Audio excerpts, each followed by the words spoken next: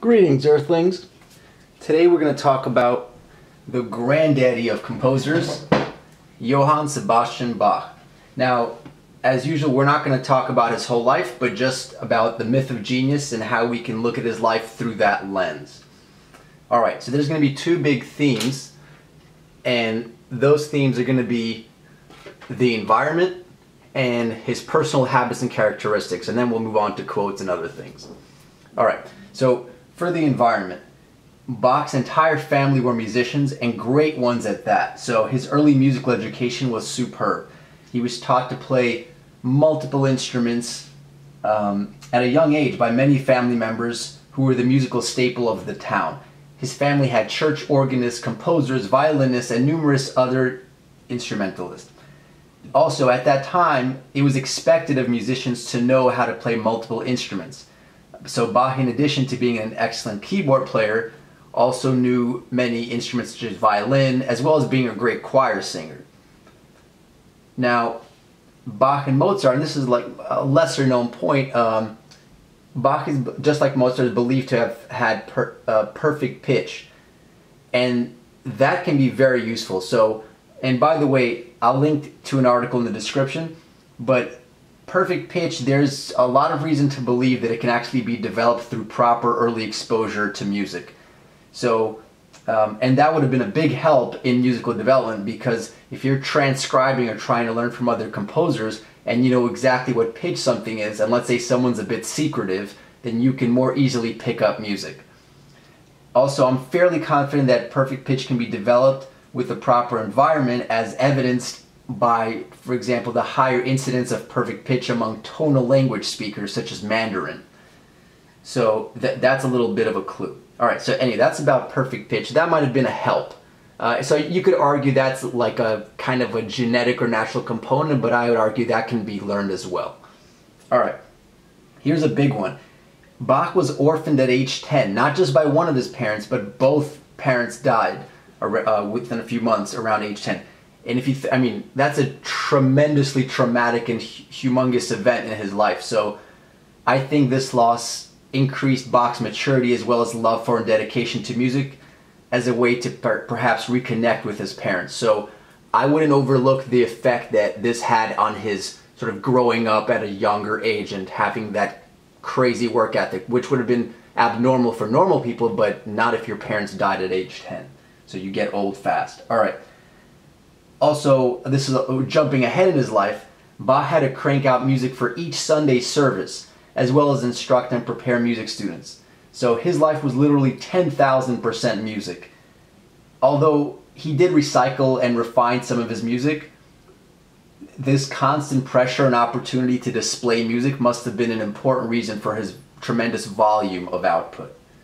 So also, he embraced many different styles, so he was very open-minded. For example, he embraced the local dance music at the time. Now, I mean, today we think of like electronic dance music, but you know, with the dance music of his time. Also, he had a voracious appetite for learning and diverse and deep exploration of many ideas and many forms of music. And I think that's what helped him develop this large vocabulary that surpassed many of his contemporaries. And so, like, let me give you guys a few details because I've been speaking in these general terms. So what I've been doing for the past few weeks is just listening to some of Bach's influences. After listening to them, I must admit, to be fair, that Bach did take it to another level, like, at least in my subjective opinion, right, compared to a lot of them and compared to a lot of their works. But nevertheless, if you listen to them, you will not be shocked at how Bach arrived at his level, because you will now understand how Bach came to be Bach. So remember that Arthur C. Clarke quote in the introduction where he talked about if a technology is sufficiently advanced, it appears to be magic.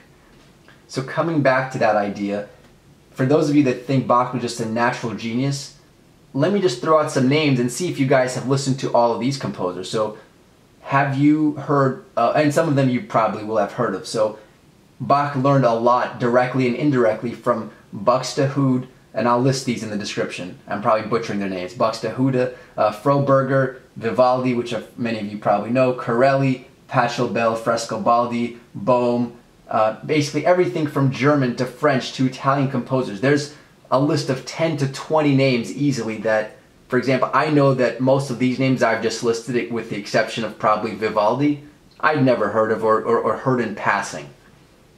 So imagine for a moment being born into a family of excellent musicians where it was not uncommon to play multiple musical instruments. It was a different time and environment. No internet, no distractions. I'm not taking anything away from the man. He's one of my heroes.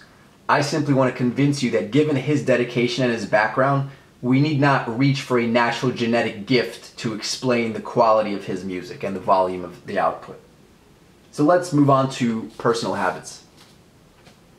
People don't really know how much of a rebel Bach was. So he has this reputation for being very organized, a very church-going man, very devout, very meticulous, hardworking. But he was also a bit of a rebel in his own way. So just a tidbit. He copied scores despite being forbidden to do so because scores were very valuable and paper was also very costly. And there's actually a lot of other very colorful incidents of him getting into quarrels with other people. I won't go into that, but if you want to read about that on your own, that might be fun. So all evidence suggests that Bach was a stickler for detail and probably a super control freak. For example, just one little example is he wrote out elaborate ornamentation, such as, for example, trills in his works. That's not really traditional because a lot of the people at his time would improvise these ornamentations. So the fact that he wrote out these ornamentations and that they were not just regular ornamentations but elaborate sort of tells you that he was a bit of a control freak and very detail oriented. Also, so I believe one of the keys to Bach's musical success and legacy was his mastery of the music of his time. I think to innovate on a truly massive scale, it is almost always critical to first master the basics. This involves both his early environment as well as his personal lifelong dedication to learning and growth. So as mentioned in the 2.2 Leonardo da Vinci video, just like Leonardo da Vinci, Bach valued his self-development and education and pursued his curiosity and growth relentlessly, such as by copying and studying other organists and composers' scores. And this has been well documented. You can look at the Wikipedia page on Bach, many resources. Basically, Leonardo da Vinci and Bach, and another person we'll cover later in the series, many other people, had one thing in common. They didn't do things halfway. If things are worth doing, they're worth doing well. So they paid attention to the details and did not settle for mediocrity.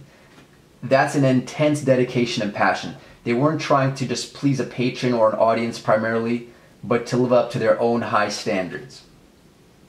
And this is one of my absolute favorite tidbits about Bach. Bach reportedly walked 280 miles on foot, I think around the age of 20, to hear Buxtehude, another very famous organist of the time and composer, because he wanted to hear him and just learn from him. So there's nothing brilliant about that. To me, that shows an intense dedication and passion. Like, if that's not dedication, I don't know what is. Imagine just today, would you walk 280 miles to hear your favorite, let's say you're into rock and roll or hip hop or whatever, or jazz, would you walk 280 miles on foot to hear your favorite performer play? Maybe some of you would, but at the very least it shows dedication. So again, if he were a genius, why would he need to go to these great lengths? To me, that shows dedication and the pursuit of mastery over genius. So, and this is where I really love this stuff. So I like to wrap up just by reading a ton of quotes from Bach himself. Now, I'm sure these are probably translated and not exactly verbatim, I'm sure, in the original, in the German, but here they are.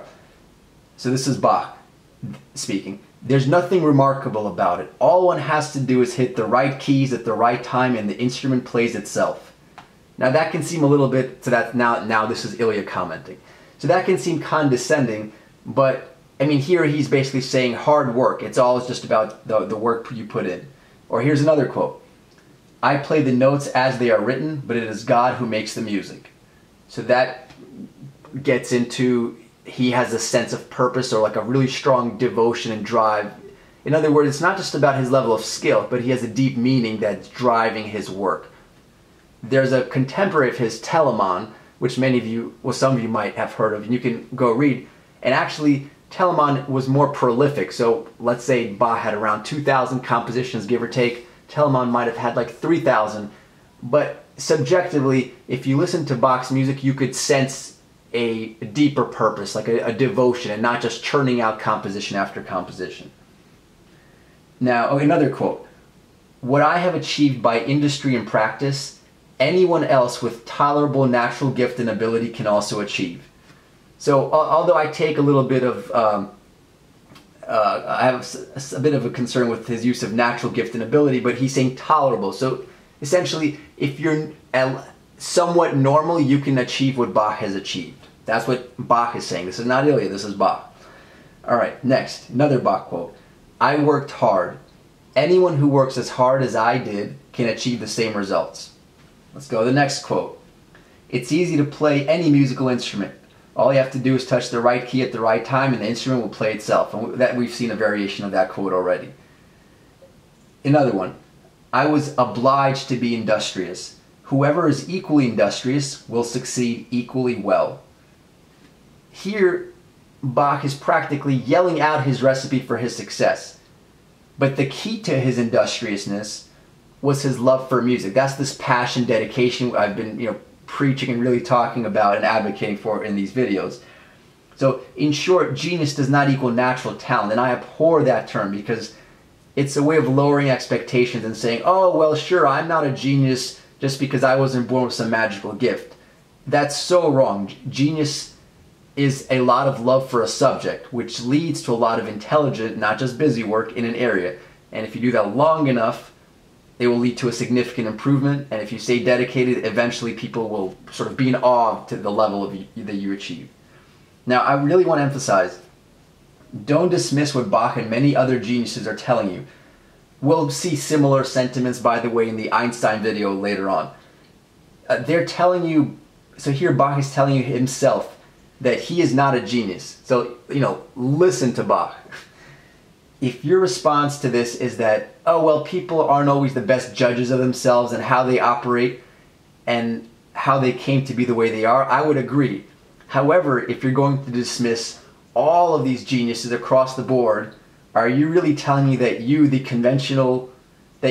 conventional wisdom is suddenly smarter than all of these people that you thought were geniuses? So, first you thought, they were geniuses, but now you thought they could solve all these crazy math problems and write symphonies, but suddenly when it comes to themselves, they're below average intelligence. They're as dumb as a rock and completely ignorant. Come on, I don't buy that. So I think if you're going to respect what they do in their domains, we have to sort of give them the benefit of the doubt and at least listen to what they have to say about how they came to be that way.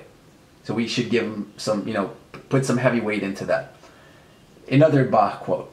"The aim and final end of all music should be none other than the glory of God and the refreshment of the soul." See, I don't believe for one second that any other composer has ever surpassed Bach's, not talent, but devotion to God, or just having a sense of purpose. And that is what I think has made him a giant in his field. Others might say that, oh, well, there's others that have been devoted, but if we could measure Bach's devotion, you would see that it was off the charts. So I think actually Bach had a cocktail of three main ingredients. People typically like to just say that he was a devout man, it's just his love for God. I would actually probably put three. Again, I'm speculating here, but I think it's sort of informed speculation. The three ingredients I would say, well, let's take Bach at his word. So we'll start with devotion of God. I would say just a love for music. And the third one, and I think might just be his missing of and love for his parents, which I think whom he lost at a young age. And I think a lot of his music has this maturity and perhaps nostalgia, and I think that's a huge part of it. So I think these three together helped create his phenomenal dedication to music. So don't dismiss this spark. The man is telling you himself what has made him great. Will you really trust historians and critics, people that have never achieved anything themselves, over the person that you admire as to how it was achieved? Go to the source. If Bach's telling you this is how he did it through just sheer dedication, hard work, devotion, maybe, let's listen to that. And here's something that I find mind-boggling. I find, now this is not to say goes against what I've said here, but just one of the things that I find mind-boggling is Bach's huge family. He had, I mean, depending on how you want to count it, with his second wife, I think it was like 13 children, of whom 6 survived to adulthood. But regardless, he had a tremendous, maybe not super uncharacteristic for the time, but he had a tremendously large family. And I guess you could say, you know what, well, times were different. So yeah, and perhaps maybe his wife took care of most of the housework. And instead of being an obstacle, he could actually leverage his family as well as all of his music students to help him transcribe and copy down parts and take part in the production of his music. So he could use his own mini army, just like artists nowadays might have a whole music company behind them, helping them with marketing, recording, artwork. So anyway, I find that kind of crazy, which is how he managed to produce all that music and have this family. But like I said, maybe that actually helped him. So that's something to think about. All right, stay tuned for Mozart. Hopefully you found this kind of fun. I will see you guys in the next part.